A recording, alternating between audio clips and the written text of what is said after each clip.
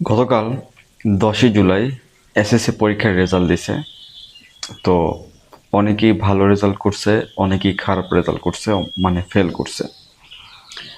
মূলত ভিডিওটা করা তাদের জন্য। গতকাল রাতে আমি একটা নিউজ দেখলাম যে একটা বাচ্চা এসএসসিতে রেজাল্ট খারাপ করার কারণে সুইসাইড করছে।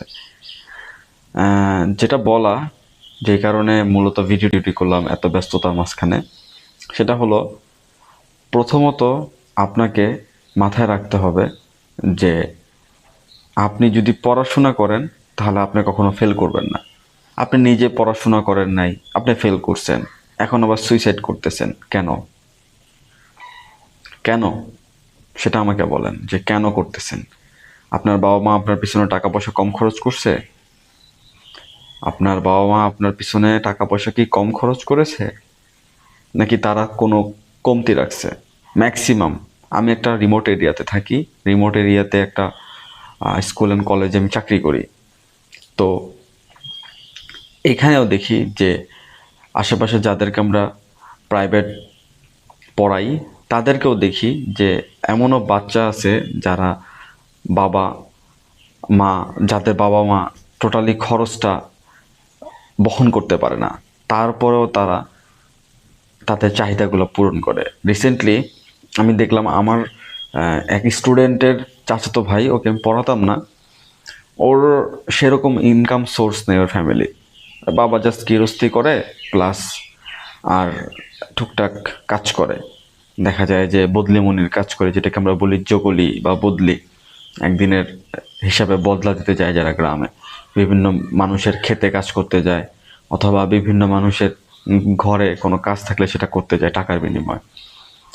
সে তার প্রাইভেট পড়ার খরচ বহন করতে পারে না, তাকে টেস্ট পেপার কিনে দিতে বলতেছে। সে বাসার যে সংরক্ষিত ধান বা চাল, সেই চাল বিক্রি করে তাকে যে পাঞ্জারির এক সেট মানবিক শাখার টেস্ট পেপার কিনে দেয়। তা আপনাকে তো আপনার ফ্যামিলি কিনে দিচ্ছে, আপনি পড়েন নাই কেন? আপনি পড়লে না পাশ করবেন? পাশ করাটা কি এত ইজি? আপনার সাথে বইয়ের কোনো সম্পর্ক নাই, আপনি আশা করেন যে খাতার মধ্যে লিখবেন আর পাশ করে দিব? ভাই, এত সহজ? হলের কক্ষের মধ্যে আমাকে গার্ড বেশি দিছে, এই করছে সেই করছে, কেন রে ভাই? আপনাকে তো গার্ডের চিন্তা করতে হবে না, আপনি আপনার ব্রেনের মধ্যে পড়া নিয়ে যান, সেটা পরীক্ষার খাতায় লিখে দেন, শেষ। কে গার্ড দিল, কে গার্ড কম দিল, কে গার্ড বেশি দিছে, কোন সেন্টার পড়লো, আমার পাশে বন্ধু আসলো কি আসলো না, এটা দেখে লাভ নেই তো। আপনার পাশ করা খুবই ইজি যদি আপনার সাথে বইয়ের সম্পর্ক থাকে। আপনি পড়লেন না, আপনার ফ্যামিলি খরচ বহন করলো এত কষ্টের পরবর্তীতে, এখন আবার আপনি ফেল করছেন, এটা আপনি মানতে পারেন না, নিজে নিজে সুইসাইড করতেছেন কেন ভাই? আমি আপনাকে ওই মানবতার ফেরিওয়ালা বানিয়ে দিব না। আপনার দোষ, আপনার ব্যর্থতা, এই কারণে আপনি ফেল করছেন, আপনি পড়াশোনা করেন নাই। ঠিক আছে, ওই যে আমি অন্যদের মতন একটা এসে এখানে বয়ান দেব, বক্তৃতা দেব, মানুষের জীবনে একটা অ্যাক্সিডেন্ট দুর্ঘটনা হতেই পারে, হ্যাঁ, অনেকের হইছে অনাকাঙ্ক্ষিতভাবে, কিন্তু ভাই ফেল কারো অনাকাঙ্ক্ষিতভাবে হয় না। আপনি পড়াশোনা করেন নাই বিধায় ফেল করছে, যেটা বাস্তব কথা। আপনাকে ওই যে ফেলের জন্য আপনাকে আইসা আমি এখানে ওই মানবতার ফেরিওয়ালার মতো আপনাকে এখানে আমি দুটো নীতিবাক্য শোনাবো, ওরকম দরকার নেই। আপনি পড়াশোনা করেন নাই, আপনার সাথে বইয়ের কোনো সম্পর্ক ছিল না, আপনার সাথে বইয়ের রিলেশন ছিল না বিধায় আপনি ফেল করছেন। এখন আবার কেন সুইসাইড করতেছেন? কি বাপ মার ইজ্জত এতদূর ডুবাইছেন, এখন কি আবার সুইসাইড করে কি আর একটু ইজ্জত ডুবাইতে যাচ্ছেন? আর মেয়েদের ক্ষেত্রে বলবো যে তোমরা যারা ফেল করার পরে অনেকে চিন্তা করতেছো যে না, আমি ভালো করি না রেজাল্ট, আমি সুইসাইড করব। তুমি জানো রিমোট এরিয়ার মধ্যে বা অন্যান্য এলাকার মধ্যে তোমার বাবা মাকে নিয়ে কি রিউমার ছড়াবে?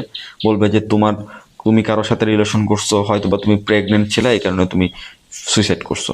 কেন? বাপ মার ইজ্জত সম্মান কি নষ্ট করার দরকার আছে? সেকেন্ড টাইম পরীক্ষা দাও, আরও ভালো রেজাল্ট করো, আরও ভালোভাবে প্রিপারেড হও, আরও ভালোভাবে নিজেকে প্রিপেয়ার্ড করো, আরও নিজেকে আরও প্রস্তুত করো, তৈরি করো, আরও ভালোভাবে তৈরি করে দেখায় দাও। একটা বছর হ্যাঁ চলে গেছে, কিন্তু একটা বছরে মানুষের জীবনে কিছু আসে যায় না।